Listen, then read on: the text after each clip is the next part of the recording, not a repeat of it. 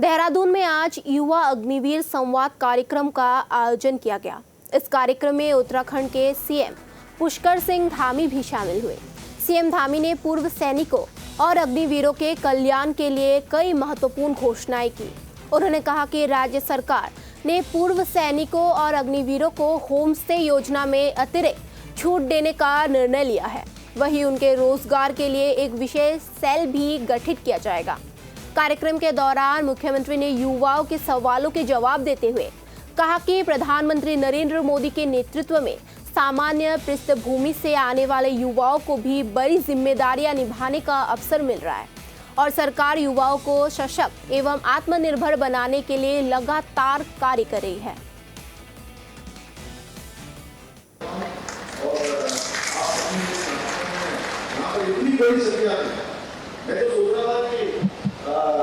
Colonel साहब ने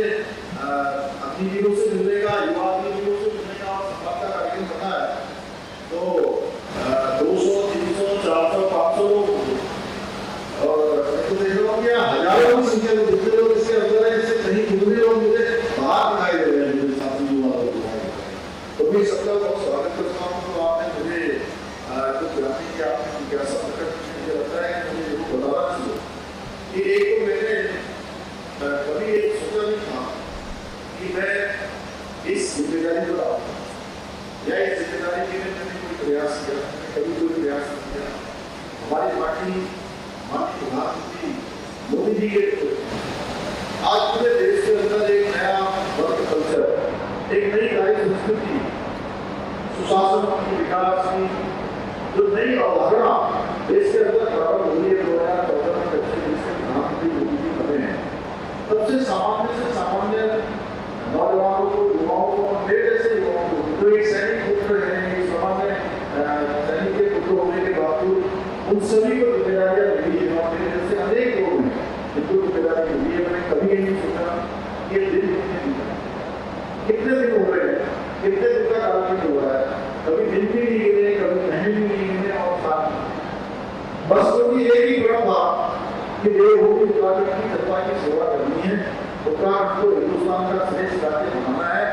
जो विकास और स्थिरता ये हमेशा किसी भी राज्य में ये उस राज्य की प्रगति में बहुत बड़ा योगदान होता है। तो उस प्रगति को देने का काम, उस प्रगति में अपना योगदान करने का काम, उसमें शामिल होने का काम अनवरत रूप से हमने क्षण प्रतिक्षण किया है